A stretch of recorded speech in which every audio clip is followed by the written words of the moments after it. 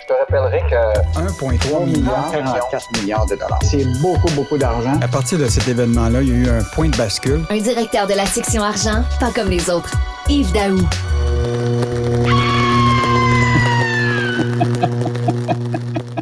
C'est quoi ça? Quelqu'un qui se fait électrocuter ou quoi?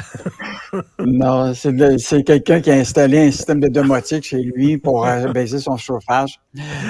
Hey, Richard, écoute, tu sais, de ce temps-ci, là, les gens là, vont chercher probablement en 2024 à économiser sur le budget parce que, tu sais, les budgets, là, il y a des affaires qui sont compressibles, d'autres qui sont incompressibles. Tu peux pas vraiment couper, tu peux pas couper vraiment sur ton hypothèque, ton logement, tout ça, mais il y a un endroit où ce que tu peux peut-être améliorer, c'est évidemment ta consommation d'électricité. Et là, ce matin, ce qui est intéressant, c'est que, tu sais, là, il y a une période de froid qui s'en vient, là. Puis Oui. là, les gens savent très, très bien qu'il y a des points très particulières où ce que si tu diminues ta consommation d'électricité, tu as ce qu'on appelle le crédit hivernal qui t'est donné par Hydro-Québec. Et donc, ceux qui s'abonnent à leur service qui est ILO, là, ça, c'est une nouvelle filiale que Hydro-Québec a fait, qui permet la tarification dynamique.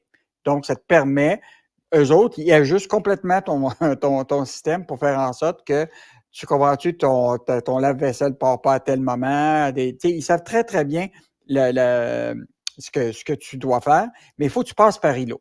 Mais là, imagine-toi, il y a du monde, deux geeks, là, un professeur d'informatique à l'Université de Montréal, puis un autre qui est en ingénierie logicielle.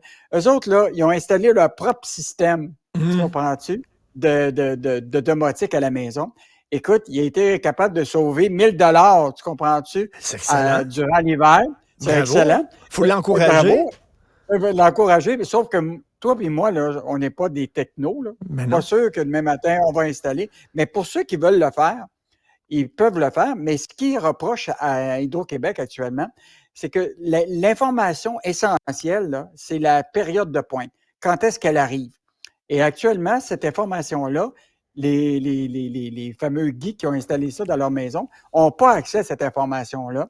Et donc, sont obligés de faire beaucoup de manipulations, etc. Donc, ils demandent à Hydro-Québec, donnez-nous l'accès à cette information-là directement. On va le puis on va programmer pouvoir dans notre économiser. système, puis là, ça va se faire automatiquement, c'est ça?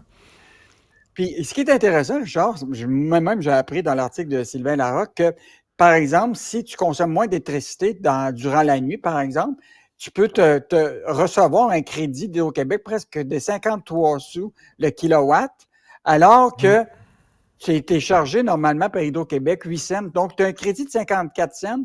Écoute, ça vaut peut-être la peine de justement commencer à regarder ta consommation d'électricité. C'est sûr, c'est une maison unifamiliale, là, qui est énorme. Tu as un auto électrique, écoute, t'as un spa, tu as une piscine pas chauffante, tu ne la chauffes pas l'hiver, mais un spa, l'hiver, ça se pourrait très bien que tu aies le goût de l'utiliser. Le chauffage sur 3 étages, peut-être ça vaut la peine, justement, de t'assurer de prendre la tarification dynamique puis d'être capable de jauger un peu, diminuer ta consommation dans les périodes de pointe. C'est parce que d'un côté, Hydro-Québec nous dit, écoutez, là, faites tout ce que vous pouvez pour diminuer votre consommation d'électricité. Eux autres, c'est ce qu'ils font. Puis là, on dirait qu'Hydro-Québec leur met un bâton dans les roues. Hey. Oui, mais là, ce que je comprends, c'est que Hydro-Québec a répondu à Sylvain Larocque, le journaliste, là-dessus, qu'il s'apprête à faire la disponibilité d'offrir ces données-là aux gens qui ont leur propre système de domotique. Quand même une bonne nouvelle. Écoute, près de 100 millions de dollars qui ont été octroyés à 5 grands cabinets conseils. C'est l'État McKinsey, comme tu dis, là. En fait, l'idée, c'est qu'on a fait une demande d'accès à l'information à plusieurs ministères. Et donc, sur 5 ans, 100 millions de contrats ont été octroyés à des grands cabinets conseils. Là, puis tu les connais tous, là, les Deloitte, les Pricewaterhouse, Ernst Young, KPMG, les McKinsey. En l'espace de 5 ans, 100 millions. Le grand gagnant là-dedans, c'est en tout cas ceux qui ont donné plus de contrats, c'est la Caisse de dépôt pour 52 millions de dollars. Évidemment, autant le conseil exécutif du premier ministre, François Legault, qui lui a octroyé pour 24 millions à ces géants-là. Donc, personne ne veut nous dire de quoi il s'agit, de quelle stratégie ont proposé au gouvernement. Mais il y en demeure pour moi, Richard, que il y a comme un flou et de transparence autour de ces millions-là qui sont donnés parce que, rappelle-toi, il y avait récemment Robert Dutrissac qui avait fait un éditorial dans Le Devoir, McKinsey, quand tu nous tiens. Et, tu sais, il disait, ce que tu vois actuellement, c'est que ces cabinets conseils-là sont là, on leur donne des millions, sauf qu'il y en demeure pas moins qu'on a des ratés administratifs partout. Comment dire? On a un État dysfonctionnel, puis là, on a des millions à ces cabinets-là. Donc, ils devraient nous dire c'est quoi les contrats qu'ils donnent, sans nous donner tout le détail, mais au moins nous dire qu'est-ce qu'ils envisagent. Rappelle-toi que Pierre Fitzgibbon avait lancé sa stratégie de la batterie électrique sur un document de McKinsey. Et ils n'ont jamais voulu dévoiler ce document-là. Écoute, les McKinsey sont présents, là, écoute, en Australie, en France, aux États-Unis, dans plein de pays, justement. Là. On dirait que c'est comme l'État dans l'État. C'est incroyable. Et on est censé d'avoir nos propres conseillers, nos propres spécialistes au gouvernement. Comment ça se fait qu'on fait de la sous-traitance à des entreprises comme ça? Et comme tu dis, là, c'est comme ça manque de transparence, tout ça.